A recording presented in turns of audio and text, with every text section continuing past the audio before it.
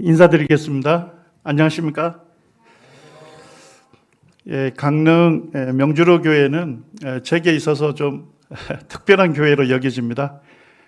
학창 시절 함께 성장했던 친구된 형제자매님들이 섬기는 교회이고요.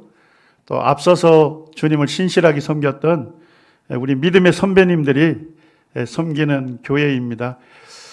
제가 여러 번 이제 방문했었는데요. 방문할 때마다 우리 형제자매님들이 한마음과 한뜻으로 주님을 섬기시는 그 모습을 제가 보게 됐고, 볼 때마다 참 아름답다. 제 마음에 큰 기쁨이 있었습니다. 이번에 살아계신 하나님을 전하는 이 집회에 초청해 주시고 또 하나님의 일에 동력할 수 있는 기회를 주신 것에 감사를 드립니다. 조금 전에 말씀드린 것처럼 이번 3일간 집회는 살아계신 하나님을 전하는 집회입니다. 가족들과 또 지인들로부터 치총을 받으시고 하나님의 말씀을 듣는 복된 자리에 오신 것은 참 잘하신 것입니다.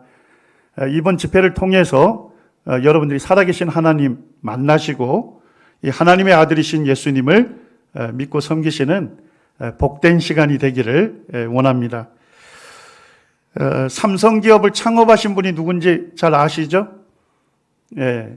이분이신데요. 저희 부모님 세대에는 한국 제일 부자라 해서 이분의 성을 바꿔버렸어요. 돈시로 부를 정도로 굉장히 많은 재산을 갖고 있었고 세상 명성을 갖고 있었던 분입니다. 그럼에도 불구하고 이분에게 있어서도 피해갈 수 없는 문제가 있었습니다. 그것이 무엇이었을까요? 죽음의 문제입니다. 이분이 이제 폐암 진단을 받고 암이 이제 온몸에 퍼져가니까 그제서야 죽음을 직감하게 됩니다. 그리고 죽음 앞에서 한 번도 떠올리지 않았던 아주 인생에 있어서 중요한 문제를 떠올리게 됩니다. 그리고 이제 이분이 자필로 그 인생에 있어서 중요한 질문들을 기록을 해놨어요.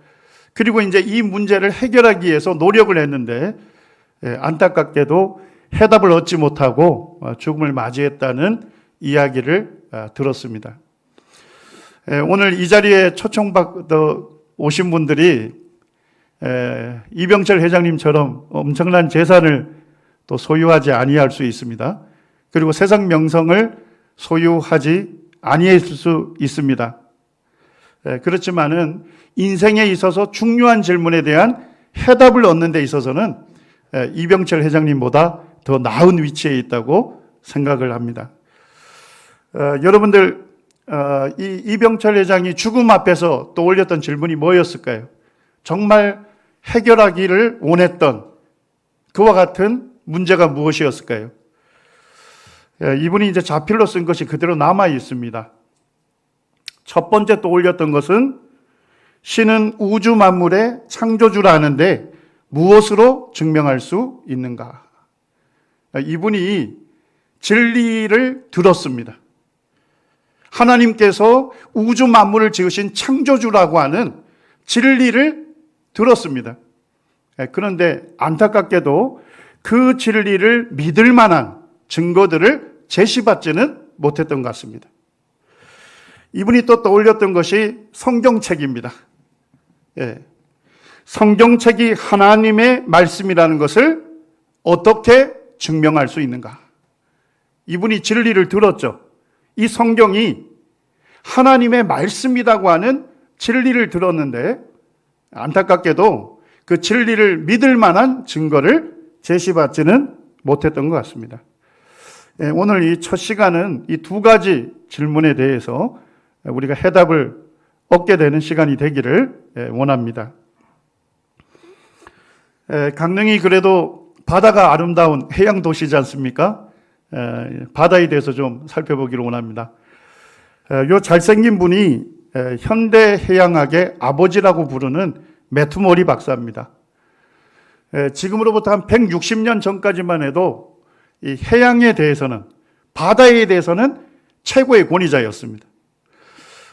이분이 이제 불의의 사고로 병원에 입원하게 됐는데, 이분은 하나님을 믿는 과학자였어요.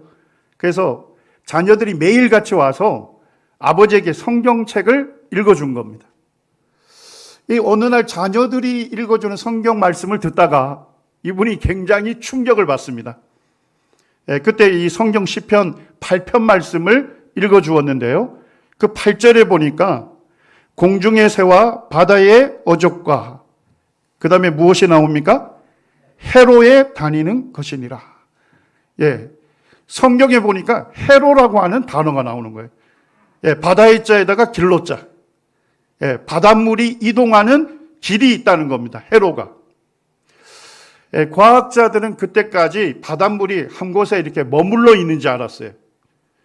그런데 이분이 바다에 대해서는 그 당시에 최고의 권위자인데도 불구하고 해로의 존재를 몰랐던 겁니다. 그래서 이분이 이런 생각을 합니다. 성경에 하나님께서 해로가 존재한다고 기록해 놓으셨다면 틀림없이 있을 거다. 내가 병이 나오면 해로를 찾아봐야 되겠다. 이런 마음을 먹습니다. 그리고 이제 실제로 병이 나은 다음에 대서양에 가서 이분이 이제 연구를 한 끝에 해로를 발견하게 됩니다.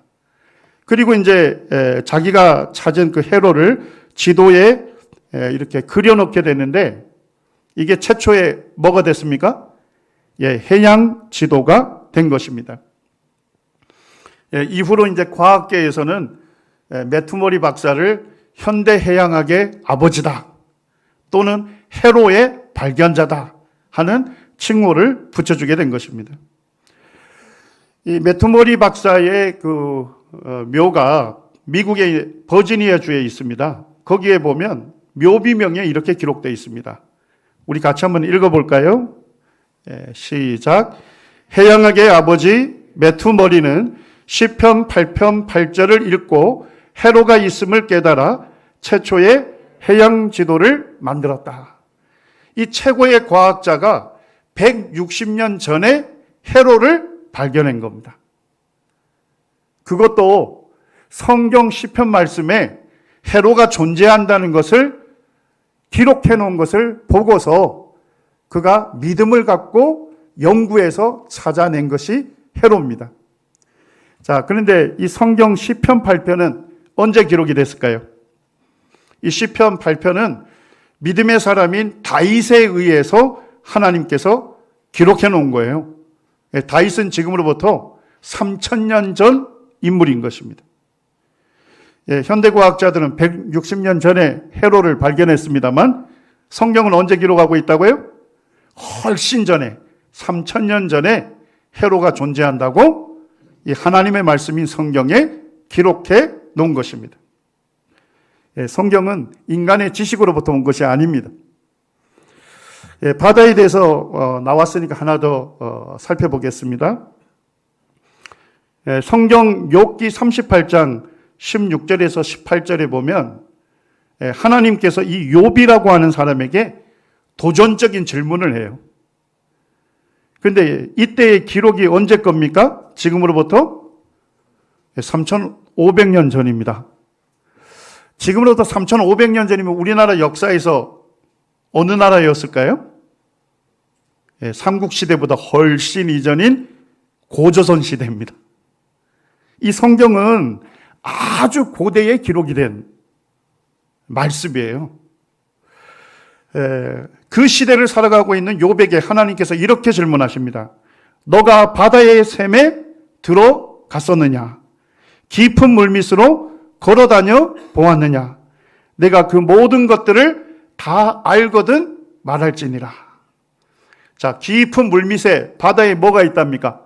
샘이 있다는 것입니다. 샘물이 있다고 성경에 기록해 놓은 것입니다. 우리가 맨몸으로 들어갈 수 있는 물의 깊이가 10m 정도입니다.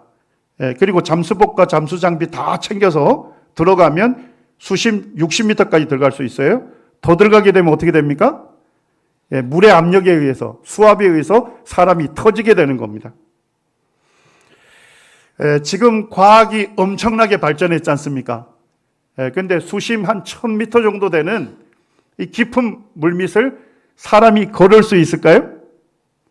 오늘날도 걷는 것은 불가능합니다. 하나님께서 도전하시는 거예요. 깊은 물밑을 너가 걸어다녀 보았느냐? 내가 바다의 샘에 들어가 보았느냐? 너가 안다면 한번 얘기해봐라. 인간으로서는 알 수 없는 그것을 하나님께서 질문하신 겁니다. 1973년에 현대과학은 최초로 잠수정을 개발해서 수심 1000m 깊이까지 내려가게 됐습니다. 그리고 이제 해양 바닥에 도달한 거예요. 우리가 해양저라고 하는데요. 해양 바닥에 도달해서 보니까 해양 바닥에서 뭐가 솟구쳐 오르는 것입니까? 350도 정도 되는 뜨거운 물들이 분출하는 샘물이 존재한다는 것을 촬영하는데 성공한 것이죠. 이것을 이제 과학자들은 심해 열수 분출구다 이렇게 얘기합니다. 심해 깊은 물밑에 열수 뜨거운 물이 분출하는 구멍이 있다. 말 그대로 바다에 뭐가 있다는 겁니까? 샘물이 있다는 것을 발견하게 됐습니다. 지금으로부터 한 50년 전에 발견한 거죠. 자, 그런데 성경은 언제 기록하고 있어요? 3,500년 전에 기록해 놓고 있다는 것입니다. 2008년에 우리나라도 온누리호라고 하는 탐사선을 개발해서 해저 1200m까지 내려갔습니다. 그리고 이제 해양 바닥을 만나게 되는데 거기에서 솟구쳐 오르는 뭘 촬영했습니까? 샘물을 촬영하는데 성공을 했습니다. 오늘날 과학자들이 이 성경이 하나님의 말씀이라는 것을 증명할 의도로 연구할까요? 그것은 아니겠죠. 단지 바닷속 깊은 세계에는 어떤 세계일까 궁금해서 탐사하고 연구할 겁니다. 자, 그런데 과학자들이 탐사하고 연구해서 우리에게 알려주는 것은 무엇을 알려주고 있습니까? 이 성경 기록이 너무나도 정확하다는 것을 우리에게 알려주고 있는 것입니다. 현대과학자들은 이제서야 알게 된 것을 성경은 어떻게 그 오래전에 해로의 존재나 깊은 물 및 바다 속에 샘이 존재한다는 것을 정확하게 기록해 놓을 수 있었을까요? 지금 이제 우리가 코로나19라는 전염병 시대를 맞이하고 있죠. 제가 이제 대학원에서 석사과정에서 공중보건학을 전공했습니다. 이 공중이라는 것은 사람들이 집단으로 생활할 때 보건, 건강을 어떻게 보호할 것인가 하는 그런 의료적인 전략을 배우는 건데요. 주로 이제 전염병에 대한 예방법, 그 다음에 관리법을 주로 배우게 됩니다. 근데 이제 저를 가르쳤던 교수님 한 분이 자신이 쓴 책을 수업 시간에 소개를 하는 겁니다. 근데 책 제목을 보고서 제가 굉장히 놀라웠습니다.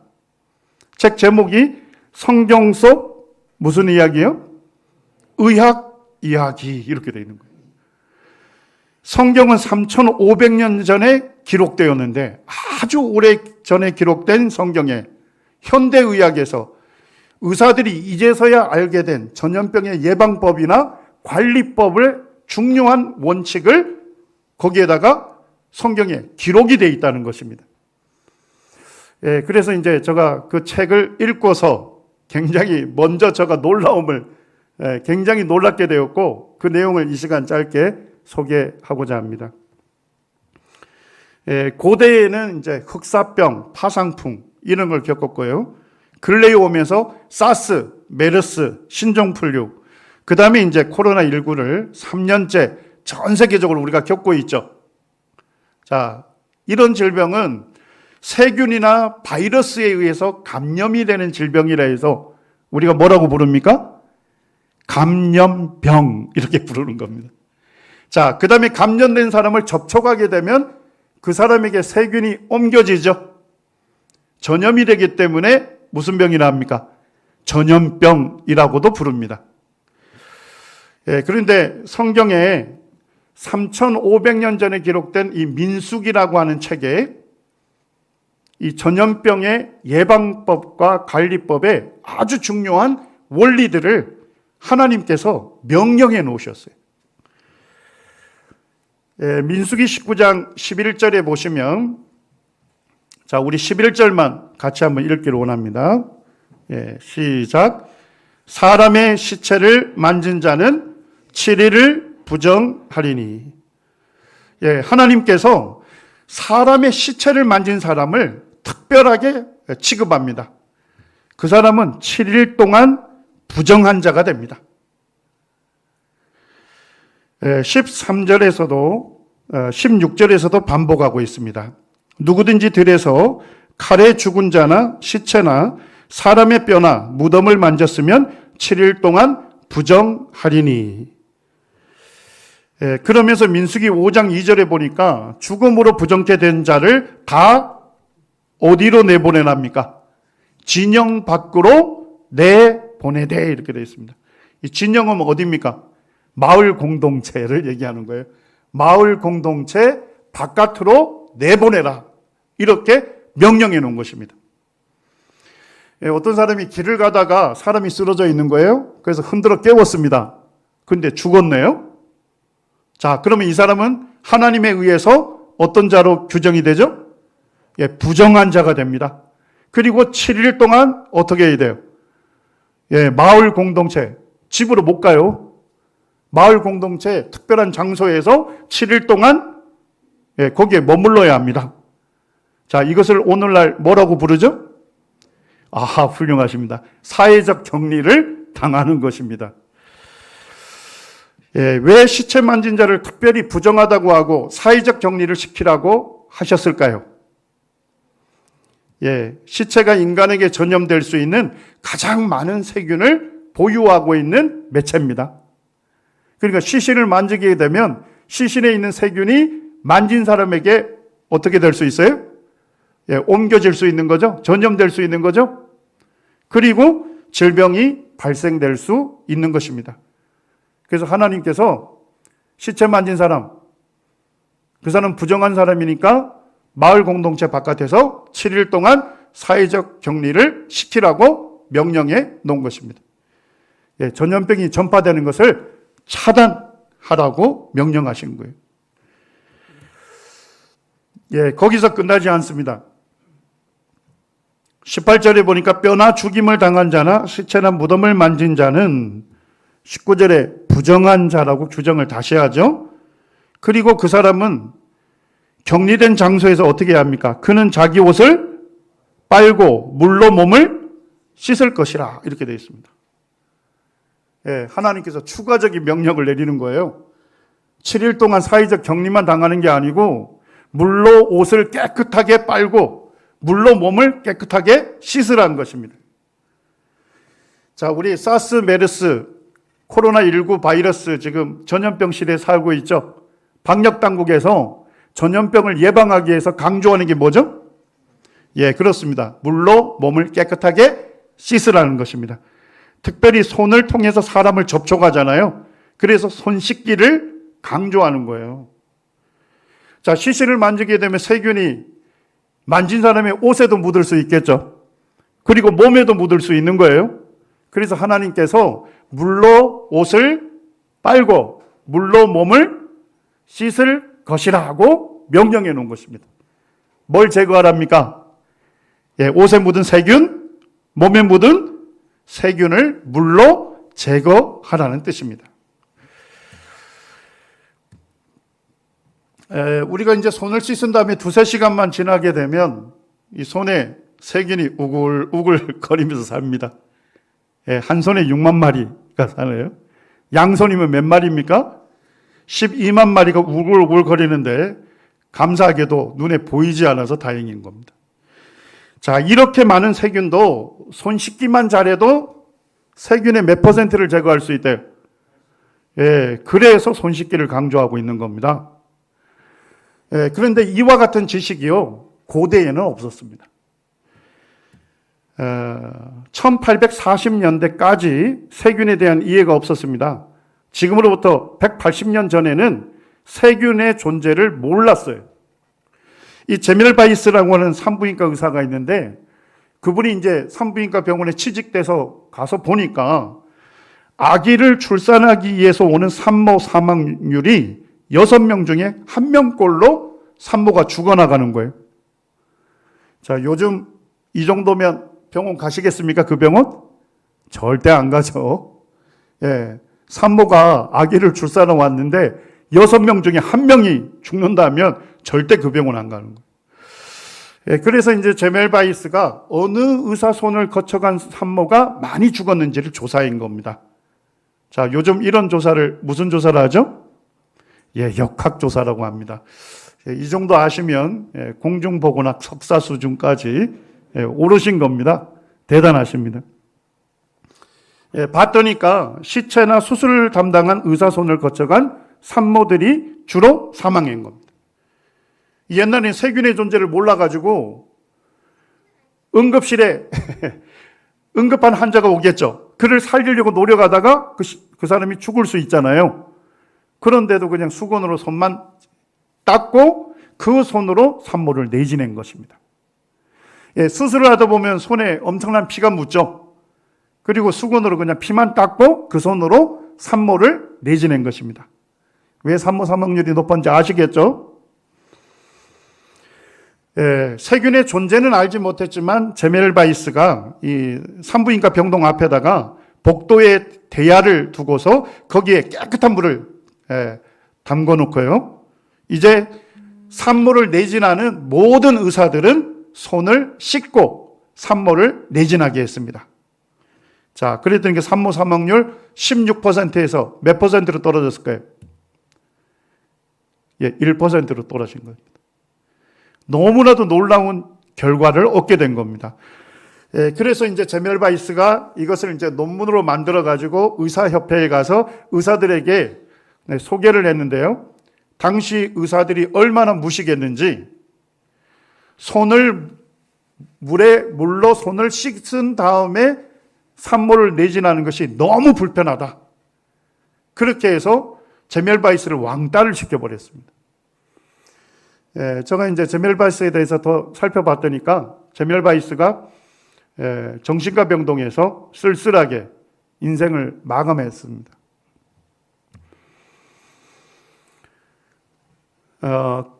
시체를 만진 사람은 거기서 끝나지 않는데 민수기 19장 12절에 보니까 뭘로 스스로 깨끗게 하래요?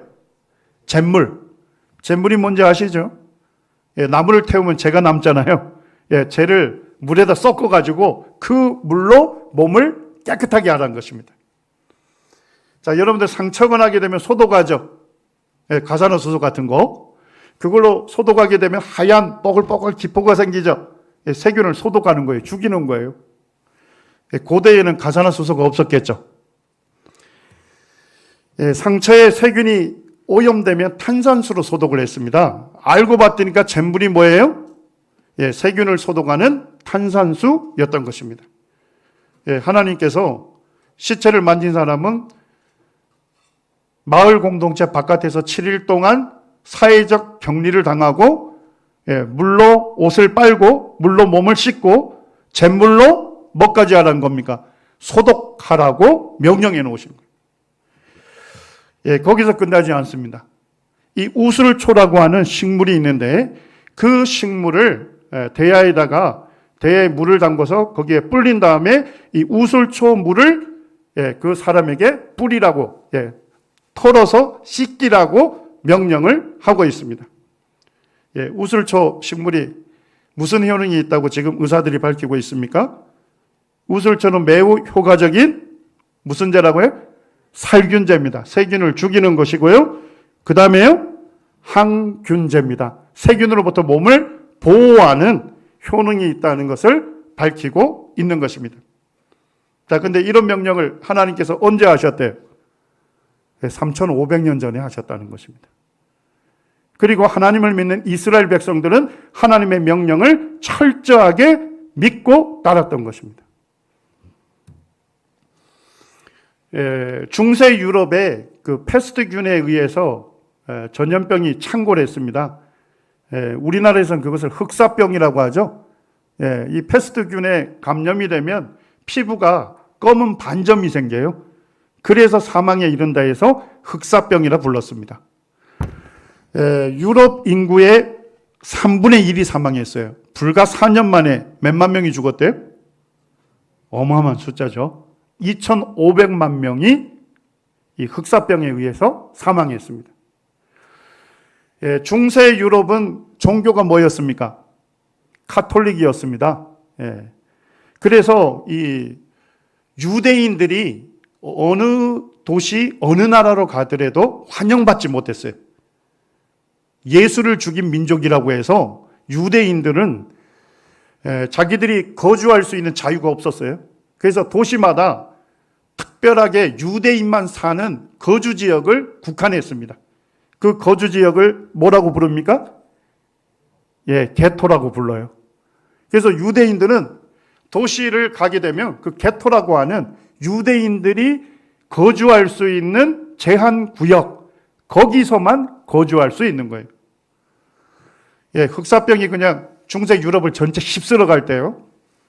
여기저기 사람들이 죽어나가는데 어디에는 사람이 죽지 않는 거예요. 유대인들이 사는 게토 지역은 사람이 죽어나가지 않는 겁니다. 왜 그랬을까요? 유대인들은 3,500년 전에 성경에 하나님께서 명령하신 그 명령 그대로를 그 시대에도 따랐던 것입니다. 하나님 말씀을 그대로 믿고 따랐던 것입니다. 게토를 나가서 생활을 하다가 어떤 시신을 만지거나 질병이 있는 사람을 접촉했으면 이 사람은 하나님의 법에 의해서 무슨 자가 됩니까? 부정한 자가 되고 이제 마을로, 집으로 못 들어가요. 마을 바깥에 특별한 장소에서 7일 동안 격리당하죠.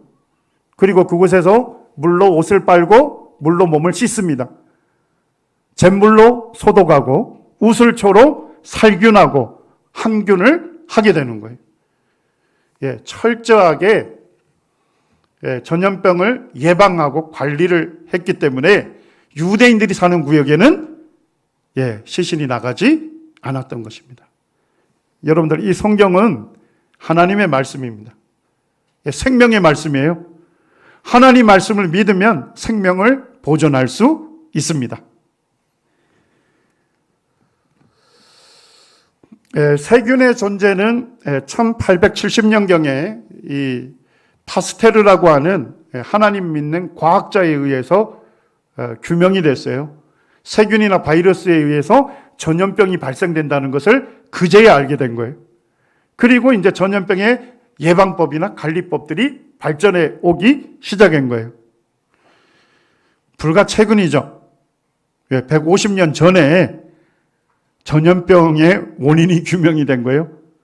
그리고 전염병의 예방법, 관리법 이런 것들이 발달해 오기 시작한 거예요. 자, 그런데 성경은 전염병에 대한 예방법과 관리법에 대해서 언제 성경에서 하나님께서 명령해 놓으셨습니까? 3,500년 전에 이 전염병으로부터 예방하고 관리하는 아주 중요한 원리들을 명령해 놓으신 겁니다. 제가 하나 예를 들겠습니다. 어떤 사람이 죄를 지었다고 해서 법정에 고소를 당했다고 한번 생각해 보시죠. 자, 법정 판사가 그 사람이 어떤 죄를 졌는지 심리하겠죠? 자, 그리고 그 사람이 죄를 지었다고 유죄 판결을 내렸다고 가정해 보시기 바랍니다. 자, 그 사람이 죄를 짓는 것을 법정 판사들이 눈으로 직접 봤을까요? 보진 않았겠죠. 자, 그런데 어떻게 죄를 지었다고 유죄 판결을 내릴 수 있습니까? 보지 않았을지라도 뭐가 있으면요, 확실한 증거가 있다면 안전하게 판결을 내릴 수 있는 것이죠. 그렇습니다. 하나님은 눈으로 볼 수 없어요. 우리와 같은 육신을 갖고 계시지 않습니다. 하나님은 영이시기 때문에 눈으로 관찰할 수는 없어요. 자, 그렇지만은 사도행전 17장 31절에 보니까 모든 사람에게 무엇을 주셨습니까? 하나님을 믿을 만한 증거를 주신 겁니다. 교회 다니는 사람들에게만 준 것이 아니라 모든 사람에게 믿을 만한 뭘 주셨다고요? 증거를 주신 거예요. 자, 확실한 증거가 있다면 안전하게 믿을 수 있죠? 맞습니까? 예. 근데 확실한 증거를 보고서도 믿지 않는다면 그 책임은 누구에게 있습니까? 예, 그 증거를 무시한 사람에게 있는 것이죠. 예, 창세기 17장에 보게 되면 할례에 담긴 비밀이 기록이 되어 있습니다.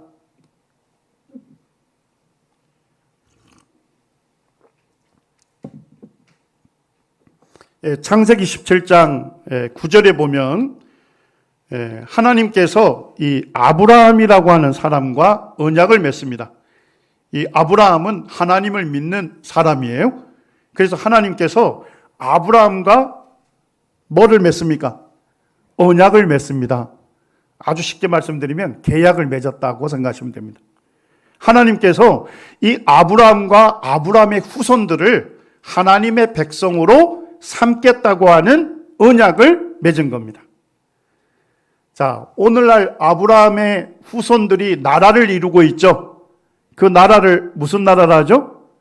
예, 좋습니다. 이스라엘이라고 하죠. 그리고 그 사람들을 뭐라 부릅니까?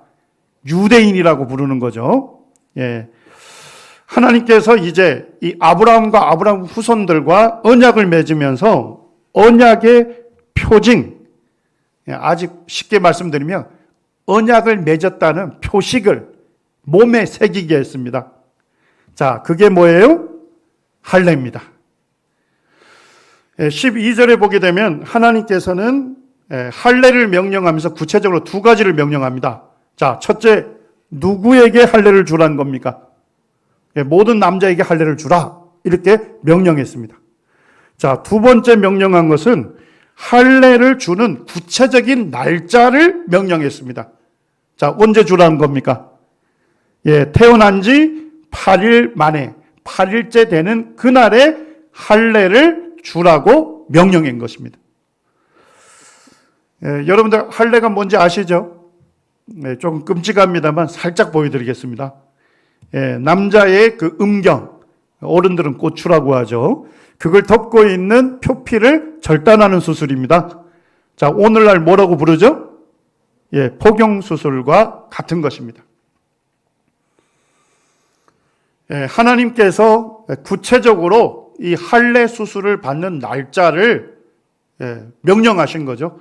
남자아이가 태어나면 8일째 되는 날에 할례를 주라고 명령했습니다. 이 명령에 의해서 3,500년이 지난 오늘날 유대인들은 그대로 지키고 있어요. 얼마 기간 동안 지켰다고요? 3,500년 동안 지키고 있는 것입니다. 만약에요, 남자아이가 태어난 지 8일째 되는 날이 안식일이면 그날에 할례 수술을 줄까요? 아니면 그 다음 날로 미룰까요? 잘 모르시겠죠? 예, 안식일은 토요일입니다. 예, 이스라엘에 이제 제가 2년마다 이스라엘을 방문하는데요. 예, 이 이스라엘을 가게 되면 토요일이 되면 사이렌 소리가 울려요. 왱 하면 안식일이 시작이 돼요. 그러면 상점 모두 문 닫아야 돼요. 그리고 안식일 하루 동안에는 모든 노동을 금지합니다. 그리고 자기들을 하나님의 백성으로 삼아주신 하나님을 예배하는 날이에요. 예, 제가 이제 이스라엘 처음 갔을 때 아주 생경한 경험을 했는데, 그때 안식일 날 제가 예루살렘에 있었습니다. 호텔에 한 13층에 묵었었는데 레스토랑이 지하에 있는 거예요. 자, 13층에서 지하로 가려면 어떻게 해야 합니까? 예, 엘리베이터 타야 돼요. 그래서 이제 제가 엘리베이터 버튼을 눌렀는데 문이 안 열리네요. 예, 열린 버튼을 아무리 눌러도 이게 안 열려요. 그래서 이제 제가 누르다가 가만히 서 있으니까 자동으로 문이 열리더라고요. 그리고 이제 제가 잽싸게 탔습니다. 그리고 닫힌 버튼을 아무리 눌러도 작동이 안 돼요. 그래서 가만히 있었더니까 자동으로 닫히네요. 12층을 제가 누르지도 않았는데 12층이 딱 서더만 조금 있다가 자동으로 열려요. 그리고 조금 있다 다시 자동으로 닫혀요. 예, 그렇게 해서 지하까지 가더라고요. 알고 봤더니까 안식일 날에는 엘리베이터 단추 누르는 것도 뭐로 여기는 거예요? 예, 일로 여겨요. 노동으로 여겨서 24시간 동안 안식일 날에는 엘리베이터가 모든 층에 자동으로 열렸다가 자동으로 닫히는 거예요. 자, 안식일의 개념을 이해하셨죠? 자, 그런데 남자아이가 태어난 지 8일째가 되는 날이 안식일이라면 안식일 날에 할례 수술을 줄까요? 아니면 다음 날로 미룰까요? 하나님 뭐라 명령하셨습니까? 대대로 모든 남자는 난지 8일 만에 할례를 받을 것이라 명령하셨죠. 예, 이 명령 때문에 안식일 날에 남자아이가 태어난 지 8일째가 되면 안식일 날에 할례 수술을 지금도 합니다. 예, 스칸질로라고 하는 하나님을 믿는 의학자가 이 성경 말씀을 읽다가 하나님께서 할례 수술을 받는 날짜를 구체적으로 명령했다면 분명한 이유가 있을 거다. 뭔가 목적이 있을 거다. 이래서 이제 이분이 연구를 해본 겁니다. 자, 우리 상처가 나면 피가 나죠. 예, 그리고 어떻게 합니까? 조금 시간이 지나면 피가 엉겨 붙으면서 딱지가 생기죠. 예, 혈액 응고가 일어납니다. 그래서 과다출혈을 예방할 수 있어요. 예, 혈관 안에는 피만 있는 게 아니라 피를 응고시키는 단백질이 들어가 있습니다. 자, 하나님 만드신 거니까 우리 한번 불러보시죠. 프로트롬빈. 예, 프로트롬빈. 예, 한번 따라해 보시죠. 프로트롬빈. 예, 이 프로트롬빈이라는 혈액을 응고시키는 단백질이 함께 나와서 이 단백질이 피를 엉겨 붙어서 응고를 시키는 거예요. 자, 그런데 이제 우리 어른들 혈관 속에 있는 혈액 응고 단백질의 양이 거의 비슷합니다. 예, 그래서 스칸질로가 어른들 혈관 속에 있는 이 혈액 응고 단백질의 양을 100%로 기준을 잡았어요. 그리고 이제 남자아이가 태어나면 날짜별로 혈관 속에 있는 단백질의 양을 측정해 본 겁니다. 이해되시죠? 자, 남자아이가 태어난 지 3일째에 할례 수술을 하면 좀 문제가 생기나요? 예, 아이가 갖고 있는 혈액 응고 단백질 양이 어른에 비해서 너무 적죠? 어른의 몇 %밖에 안 돼요? 30%밖에 안 돼요. 자, 그때 할례 수술을 하게 되면 무슨 위험이 있을까요? 예, 피가 멈추지 않겠죠. 과다출혈로 인해서 신생아의 생명이 위험할 수 있어요. 예, 저의 얘기가 아니고 의학자들이 논문에서 밝히고 있습니다. 생후 2일 내지 5일째 된 신생아의 경우 출혈에 특히 민감한 것을 관찰할 수 있다. 이 기간에 출혈이 일어날 경우에는 뇌에 심각한 손상을 일으킬 수 있고 쇼크와 빈혈로 인해서 뭐까지 초래할 수 있대요? 사망까지, 죽음까지 초래할 수 있다고 경고하고 있어요. 자, 5일 지나고 6일째, 7일째 증가되죠? 자, 하나님께서 꼭 8일째에 할례 수술을 주라고 명령하신 이유가 있나요? 자, 그때는 뭐예요? 어른들이 갖고 있는 혈액 응고 단백질 양보다 더 많이 갖고 있죠? 예, 한 115%를 갖고 있습니다. 그때가 할례 수술을 받기에 가장 어떤 날이에요? 안전한 날이다, 좋은 날이다 하는 것을 밝혀내고 있습니다. 그리고 9일째 떨어지고 10일째 떨어져서 거의 일생 동안 비슷한 양을 유지하게 됩니다. 자, 하나님께서 남자아이가 태어나면 꼭 8일째 할례 수술을 하라고 명령하신 분명한 목적이 있습니까? 예, 그렇습니다. 태어나서 죽을 때까지 일생에 단 하루 할례 수술하기에 가장 안전한 날이다 하는 것을 분명하게 의학자들이 밝혀내고 있는 것입니다.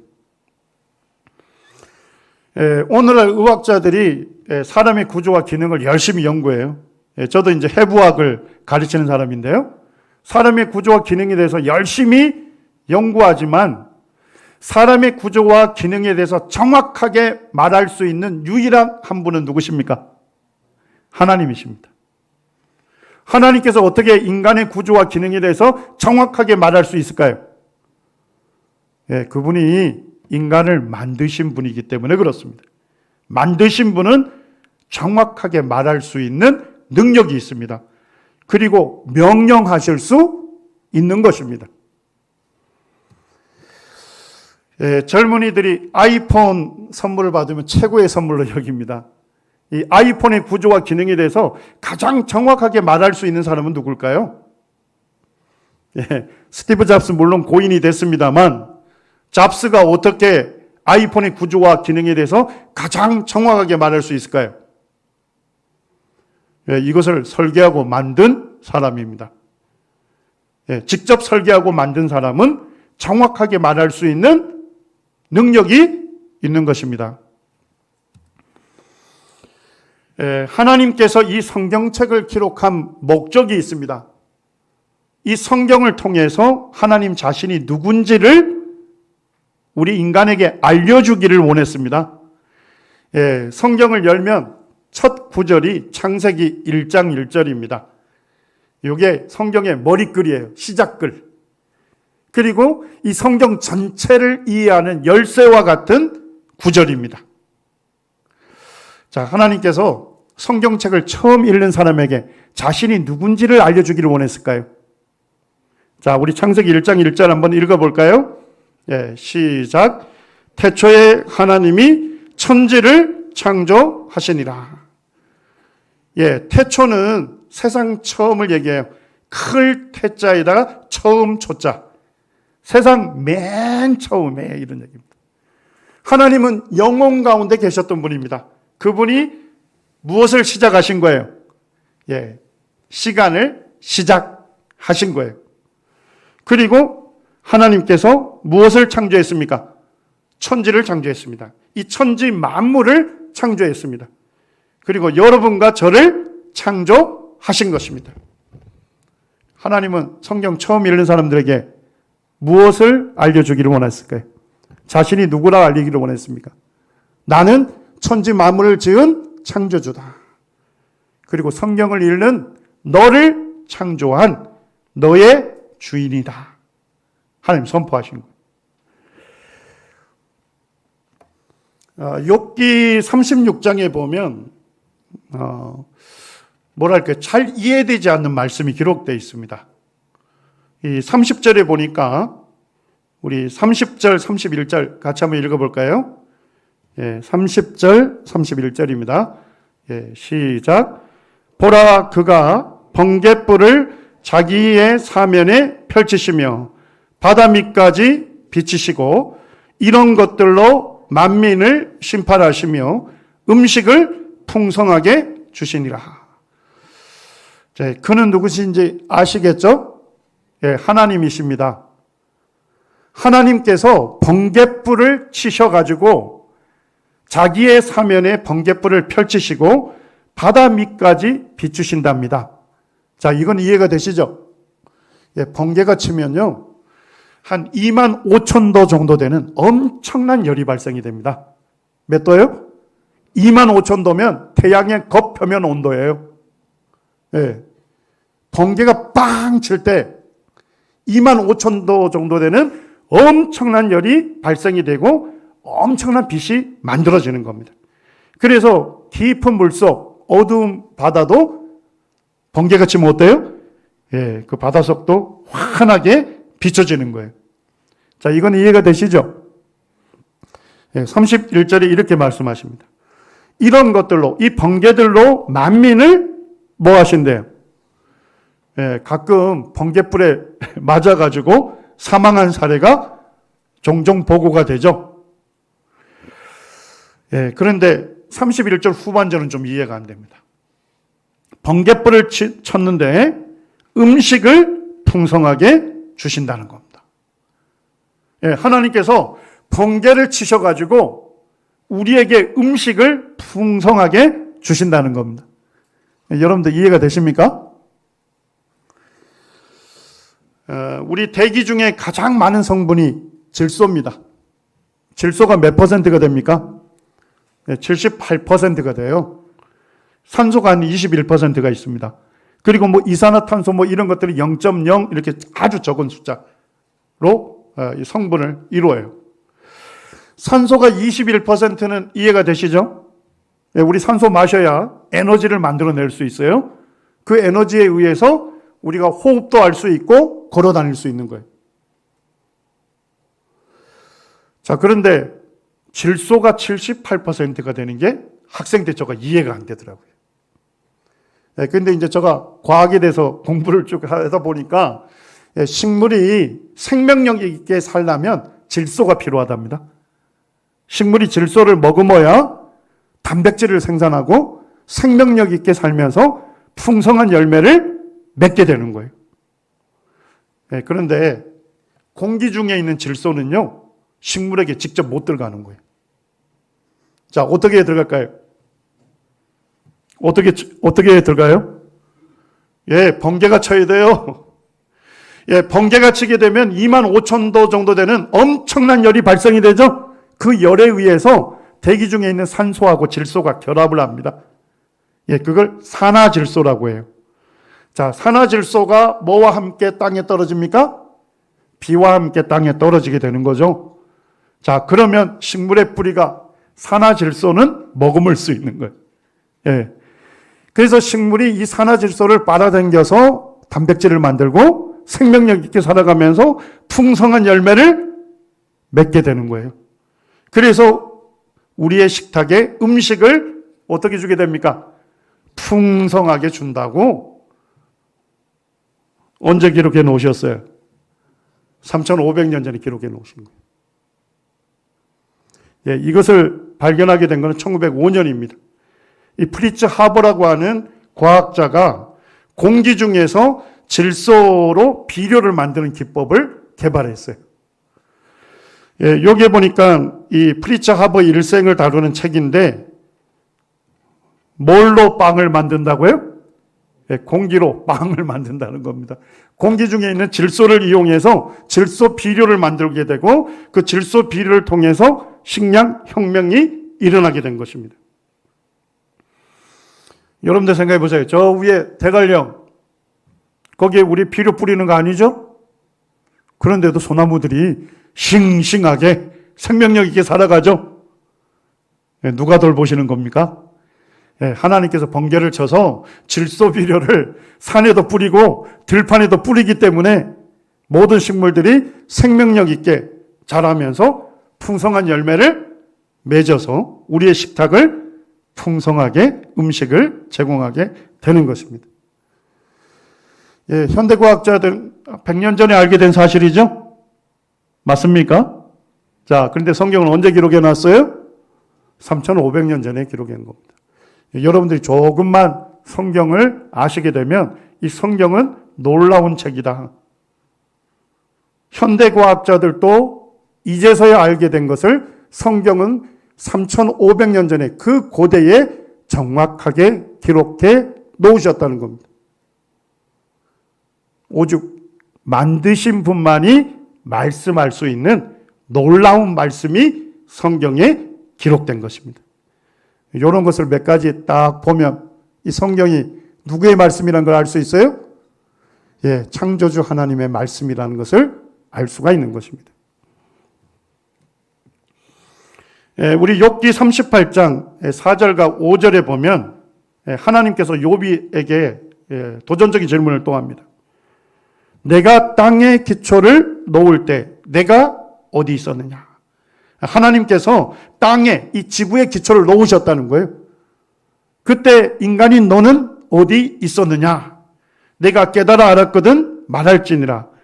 누가 그것에 지구의 도량법을 정하였는지, 누가 그 줄을 지구의 위에 띄웠는지 내가 아느냐? 제가 도량법을 찾아보니까 길이나 양, 무게 등을 재는 기구 및 단위법이라고 되어 있습니다. 자, 자가 뭐 하는 장비죠? 길이를 재는 거잖아요. 지구의 도량법이라는 것은 지구를 왜 그 거리에 위치해 있는지 아느냐, 이렇게 물으시는 거예요. 자, 대박은 뭐 하는 장비입니까? 부피나 질량을 측정하는 거죠. 양. 예. 이 지구의 도량법이라는 것은 뭐냐면 양이잖아요. 예. 하나님께서 지구의 기초를 놓을 때 지구를 왜 그만한 크기, 그만한 질량으로 만들었는지 너가 아느냐? 알거든? 한번 말해보라고 도전하신 거예요. 예, 현대과학자들이 열심히 연구하는 것이 결국 뭐냐? 하나님께서 이 모든 것들을 창조하신 설계의 비밀을 조금씩 알아가고 있는 거예요. 지금 이제 과학자들에 의해서 밝혀지게 된 것이죠. 자, 지구는 태양으로부터 얼마 정도 거리에 떨어져 있을까요? 예, 1억 5천만 킬로미터 정도 떨어져 있답니다. 자, 그런데 만약에 하나님께서 지구에 기초를 놓을 때 지금 위치보다 조금 앞쪽에 당겨놨으면 어떻게 됐을까요? 예, 태양은 수소와 헬륨 가스로 가득 차 있습니다. 그래서 이 수소와 헬륨이 핵 융합 반응을 일으키면서 엄청난 열을 생산해요. 자, 태양에서 생산한 열을 뭐라고 부를까요? 예, 태양열입니다. 뭐 과학이 알고 보면 별거 아니에요. 예. 자, 태양열이 이제 태양풍이라는 발음에 실려가지고 지구까지 오는데 2시간밖에 안 걸려요. 예. 따발총 500배 속도로 달려가지고 지구에 와서 태양열을 주기 때문에 지구가 적절하게 가온이 돼서 우리가 지금 따뜻한 환경에서 살 수 있는 거예요. 자, 그런데 하나님께서 지구의 기초를 놓을 때 지금의 위치보다 조금 앞쪽에 당겨놓으면 어떻게 됐을까요? 자, 난로에 가까이 가면 가까이 갈수록요, 뜨거운 환경이 되죠? 뜨거워서 살 수가 없고, 이 물이 전부 어떻게 될까요? 전부 기화돼서 사라지겠죠? 예, 지구상에 물이 존재하지 않기 때문에 사람이 살 수 없는 환경이 되는 겁니다. 자, 그런데 하나님께서 지구의 기초를 놓을 때 지금보다 조금 뒤쪽에 몰려놓으면 어떻게 됐을까요? 자, 난로에서 멀어지면 멀어질수록요, 추워지죠? 예, 전부 얼음으로만 존재하게 되는 거예요. 추워서 살 수 없고 마실 수 있는 물이 존재하지 않기 때문에 사람이 살 수 없는 것입니다. 예, 이 지금의 위치, 이것을 고등학교 과학책에서요, 라이프 존이라 합니다. 생명구역, 이렇게 얘기합니다. 사람이 살 수 있는 유일한 거리다. 과학자들이 얘기하는 거예요. 자, 또 하나 생각해 보시죠. 지구가 크기가 더 크고 더 무거워지면 좋을까요? 자, 그러면 중력의 세기가 점점 더 세져요. 예, 땅 속에서 잡아당기는 힘. 자, 아이들이 태어나자마자 바로 머리를 고추 세우나요? 그런 아이는 없죠. 예, 고개를 들지 못하죠. 그리고 자꾸만 고개 드는 연습을 하죠. 그러면서 예, 목 뒤에서부터 등허리까지 근육이 발달하게 돼요. 그러면서 생후 3개월 정도 되면 목을 가누게 됩니다. 그렇죠? 예. 그리고 이제 자꾸만 몸을 이렇게 세우죠. 그러면서 등허리 근육에서 엉덩이 근육까지 발달해요. 그래서 생후 6개월이 되고 9개월 사이에 앉게 되는 것입니다. 예, 그 다음에 이제 일어나는 연습을 계속하죠. 예, 그래서 허벅지 근육이 발달하면서 예, 생후 12달 정도 되면 일어나는 거예요. 여자아이들은 더 빨리 걷죠? 왜 그래요? 몸무게가 적기 때문에 그렇습니다. 중력에 적게 영향받기 때문에. 예. 예, 사람이 살아가는 과정이 중력을 이겨가는 과정이에요. 그런데 지구가 점점 더 크고 더 무거우면요, 중력이 세져요. 자, 잡아당기는 힘이 세지면 어떻게 돼요? 이 지구 대기권 밖에 있는, 우주에 있는 해로운 가스들을 전부 잡아당기게 되는 겁니다. 수소, 헬륨, 암모니아, 메탄, 가스 이런 것들이 이 공간을 가득 채워요. 자, 그럼 어떻게 돼요? 사람 살 수 있나요? 예, 사람 살 수 없는 환경이 되는 거죠. 자, 그런데 만약에 지금보다 지구의 크기가 작고 질량이 적어지면 어떻게 될까요? 이번에는 잡아당기는 중력의 세기가 약하죠. 그러니까 어떻게 해요? 대기 중에 있는 질소와 산소가 지구를 탈출하게 되는 겁니다.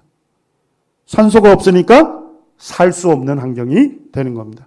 그러니까 지금의 지구의 크기와 질량이요, 해로운 가스들은 전부 차단하고 우리 사람에게 꼭 필요한 성분만 적정량을 잡고 있는 거예요. 얼마나 놀랍습니까? 지구의 크기나 위치 전부 누굴 위해서 맞춰져 있습니까? 여러분과 저를 위해서, 사람을 위해서 하나님께서 맞춰 놓으신 거예요. 자, 중력의 세기에 대해서 얘기하는데요.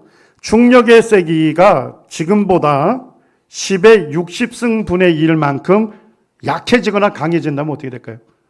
느낌이 오세요? 10의 60승분의 1이라는 거는 0점하고 공이 59개가 달리고요. 60번째 1이 달리는 거예요. 얼마나 작은 값인지 아시겠죠? 0.0000001. 요만큼 중력이 세지면 어떻게 될까요? 우주와 지구는 압축돼서 사라집니다. 자, 요만큼 약해지면 어떻게 될까요? 우주와 지구는 팽창해서 사라지는 것입니다. 아주 적은 값, 미세한 값으로 중력의 세기를 조정해 놓은 거예요. 그래서 물리학에서 뭐라고 하냐면 미세 조정 이론이라고 합니다. 사람이 살 수 있도록 모든 그 값들이, 법칙의 값들이 미세하게 조정이 됐다는 겁니다. 자, 여러분들이 묻겠습니다. 이 값들이 미세하게 조정이 되려면 조정될 수 있는 합리적 결론이 뭐예요? 미세하게 조정하는 조종자가 있어야 되겠죠? 성경은 그분이 하나님이라고 말씀하죠. 중력의 세기도 결국 누구를 위해서 맞춰져 있는 겁니까? 여러분과 저를 위해서 맞춰져 있는 거예요. 자, 달이 존재하는 목적이 있을까요? 이쯤 되면 존재하는 것들 다 목적이 있겠죠. 달이 없으면 어떻게 될까요? 밀물 썰면 안 일어나지 않습니까? 그러면 바닷물은 어떻게 돼요? 썩게 되고 바다 생물 살 수 없습니다. 근데 더 큰 문제가 있어요. 자, 만약에 지금 현재 우리 지구의 기울기가 몇 도 정도 기울어져서 돌죠? 좋습니다. 제가 질문하는 게 다 화면에 있어요. 23.5도 기울어져서 도는 것도 목적이 있을까요? 그렇습니다. 만약에 수직으로 돌면요, 지금보다 적도는요, 더 뜨거워지고 더 넓은 면적이 뜨거워집니다. 북극과 남극은 지금보다 더 추워지고 더 넓은 면적이 추워집니다. 그래서 농작물을 경작할 수 있는 면적이 확 줄어들어요. 자, 그런데 언제 최대가 된대요? 지구의 축이 23.5도 기울어져서 돌 때 지구 전체가 가온이 되고 농작물을 경작할 수 있는 면적이 최대가 된다고 지구과학자들이 우리에게 알려주고 있습니다. 자, 지구가 23.5도 기울어져서 도는 것도 목적이 있죠? 누굴 위한 겁니까? 사람을 위해서 그런 거예요. 자, 그런데 달이 존재하지 않으면 어떻게 될까요? 달을 빼고 돌렸더니까 지구의 지축이 0도에서 85도까지 무작위로 도는 겁니다. 그렇게 되면 어떻게 돼요? 지구는 밤낮 기온차가 극심해가지고 누가 살 수 없어요? 사람이 살 수 없는 환경이 되는 것입니다. 달이 존재하기 때문에 지축을 23.5도로 정확하게 고정시킬 수 있는 것입니다. 안정시킬 수 있어요. 자, 결국 달이 존재하는 목적은 누굴 위한 겁니까? 사람이 살 수 있도록 그 목적으로 달이 창조된 겁니다. 자, 우리 이사야 45장 18절 말씀 같이 한번 읽겠습니다. 시작. 여호와는 하늘을 창조하신 하나님이시며 땅도 조성하시고 경고케 하시되 헛되이 창조치 아니하시고 사람이 거하게 지으신지라. 그 말씀에 나는 여호와라. 나 외에 다른 이가 없느니라. 여호와는 하나님의 이름이에요. 하나님은 하늘을 창조하신 분이죠. 우주를. 그리고 하나님은 땅을, 지구도 조성하시고 견고하게 만드셨어요. 우주와 지구를 하나님께서 만드셨는데 어떻게 창조하지 않았답니까? 헛되이 창조한 것이 아니다는 겁니다. 그러니까 쓸모없이 만든 게 아니다는 겁니다. 무의미하게 만든 것이 아니다는 거예요. 우주와 지구를 만드실 때 분명한 목적을 갖고 만드셨대요. 자, 그 목적이 뭘까요? 성경에 나와 있네요. 사람이 거하게 지으신지라. 거자가 뭐예요? 살 거자잖아요. 사람이 살 수 있도록 그 목적에 맞춰서 광활한 우주와 지구를 창조하셨다는 것입니다. 그 말씀에 나는 여호와라, 나 외에 다른 이가 없다. 다른 신이 없다는 것입니다. 여러분들, 우리를 향한 하나님의 사랑이 언제부터 시작이 된 겁니까? 태초에 하나님께서 우주와 지구를 창조하실 때 누구를 염두에 두고요? 사람을 염두에 두고 그 목적으로 모든 값들을 정하신 거예요. 자, 잡초를 만드신 목적도 있을까요? 우리는 이름도 잘 모르겠고 우리가 볼 때 쓸모가 없는 것 같아서 잡초로 하잖아요. 그런데 우리 주변에 이름도 알지 못하고 쓸모없이 보이는 수많은 식물들이 우리 주변에 있죠? 자, 이 식물을 만든 목적이 있습니까? 식물이 뭐를 생산하는 공장이에요?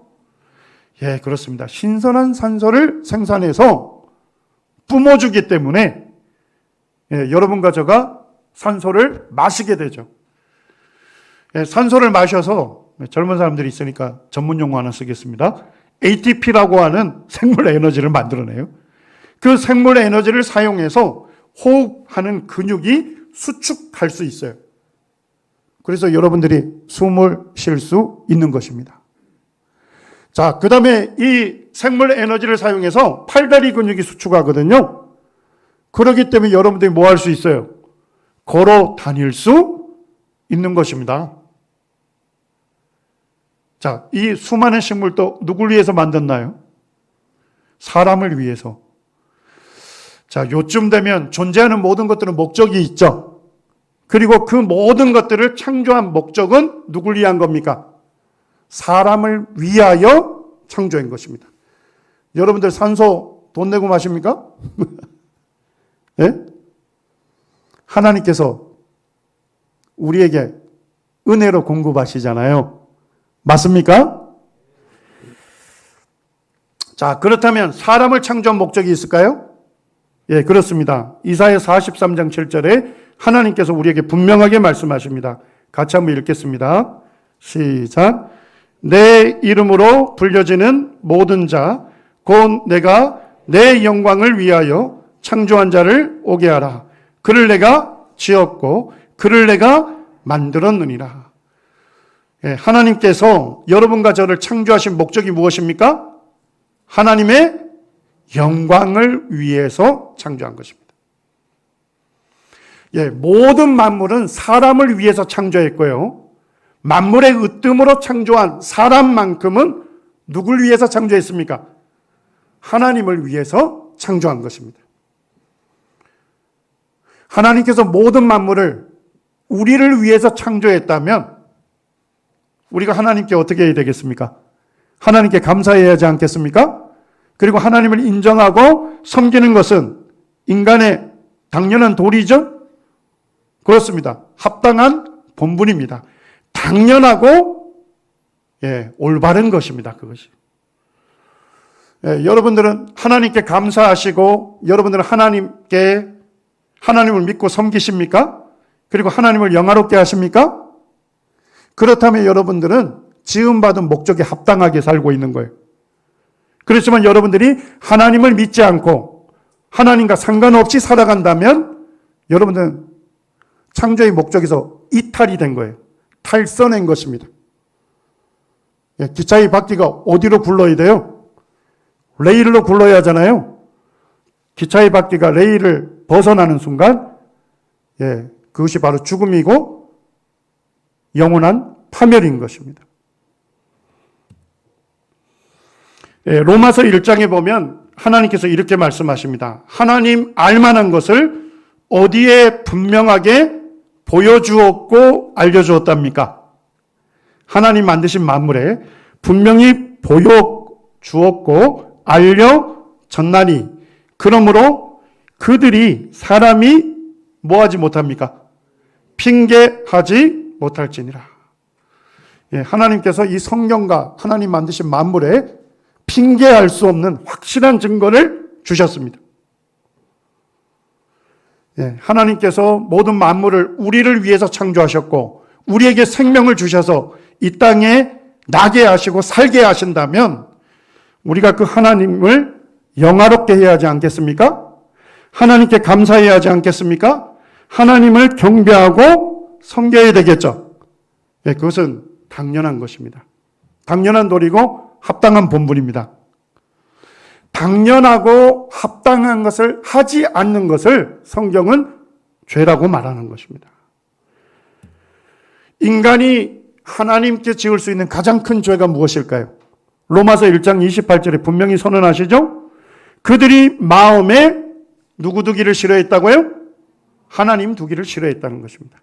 하나님을 자기의 하나님으로 받아들이기를 거절했다는 것입니다. 자기를 창조하신 하나님을 자기 삶의 주인으로 인정하기를 거절했다는 것입니다. 이것이 하나님으로부터 지음받은 인간이 하나님께 지을 수 있는 가장 큰 죄가 되는 것입니다. 제가 예전에 이제 제 제자들을 대상으로 월요일마다 이런 이제 집회를 1시간씩 했습니다. 그때 이제 한 제자가 끝난 다음에 저에게 질문을 했어요. 교수님, 하나님께서 창조하신 세계는 선하신 세계 아닙니까? 그런데 왜 하나님께서 지으신 이 세계가 왜 죄악이 난무하고 사람들이 고통하고 왜 사람들이 불행하게 사는 것입니까? 그래서 제가 예레미야 2장 19절 말씀을 읽어주었습니다. 인간이 하나님을 뭐 했습니까? 반역했기 때문입니다. 내 하나님 여호와를 너희들이 버리고 내 속에 나를 경외함이 없는 것이 악이요 고통인 줄 알라. 오늘날 왜 죄악이 난무하고 왜 사람들이 고통하고 왜 사람들이 불행하게 삽니까? 그것은 바로 하나님을 버렸기 때문에 그렇습니다. 자기를 창조하신 하나님을 버리고 하나님을 떠나서 하나님 없이 자기가 자기 인생의 주인인 양 자기가 결정하고 자기 좋을 대로 사는 것, 그것이 성경은 죄라고 말씀하는 것입니다. 그리고 내 속에 하나님을 경외하는 게 없다. 경외라는 말은 하나님을 두려워할 줄 모른다는 것입니다. 그렇기 때문에 오늘날 이 세상에 죄악이 넘치고 사람들이 고통하고 사람들이 불행한 삶을 살아가는 것입니다. 여러분들 행복한 삶을 원하십니까? 그렇다면 누구에게로 돌아와야 되겠습니까? 하나님께로 돌아와야 하는 것입니다. 400년 전에 살았던 천재 수학자이고 과학자가 있습니다. 파스칼이라는 분인데 400년 전에 오늘날 비행 기술에 꼭 필요한 원리를 발견했어요. 이 사람이 쓴 팡세라고 하는 책이 있는데 이 팡세는 우리말로 하면 깊이 있는 생각입니다. 깊게 생각하라는 것입니다. 그러면 하나님을 믿지 아니할 수 없다는 것입니다. 그러면서 그의 책에서 이렇게 얘기합니다. 하나님께서 사람을 창조하실 때 사람의 마음에 빈 공간을 만들어 놓으셨대요. 그런데 이 빈 공간은 세상에 어떠한 것으로도 채울 수 없답니다. 오직 하나님을 믿을 때만이 이 빈 공간이 채워진다는 거예요. 오늘날 사람들이 하나님을 떠나서 열광적으로 추구하는 것이 무엇입니까? 어떤 사람은 열정적으로 돈을 추구하고 어떤 사람은 명성을 추구하고 어떤 사람은 술과 쾌락을 추구합니다. 어떤 사람은 성적인 매력을 추구하고 젊은이들은 게임을 추구하고 스포츠를 추구합니다.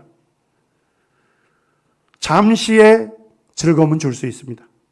그렇지만 우리에게 참된 만족과 진정한 행복을 가져다 줄 수 있습니까? 그럴 수 없는 것입니다. 여러분들 어떻게 하면 인생의 참된 만족과 진정한 행복을 얻을 수 있을까요? 예, 바로 나를 창조하신 그 하나님을 바로 나의 하나님으로 내 삶의 주인으로 받아들일 때, 그럴 때 하나님과 지음받은 나와의 관계가 회복이 되는 거예요. 하나님과의 관계가 회복이 되고 하나님과 화목한 관계로 변화가 되는 거예요. 예, 마지막 말씀입니다. 시편 47편에서는 이렇게 말씀합니다. 하나님은 온 땅을 창조하신 온 땅의 왕이시라는 것입니다. 하나님은 여러분과 저를 창조하신 우리의 왕이 되시는 분입니다. 우리를 지으신 분이 우리의 주인이 되시는 것입니다. 우리를 다스릴 유일한 왕이 되시고 내 삶의 유일한 주인은 누구셔요? 하나님 한 분이십니다. 여러분들 그 하나님을 인정하시고 그 하나님을 믿고 섬기시는 여러분들이 되기를 원합니다.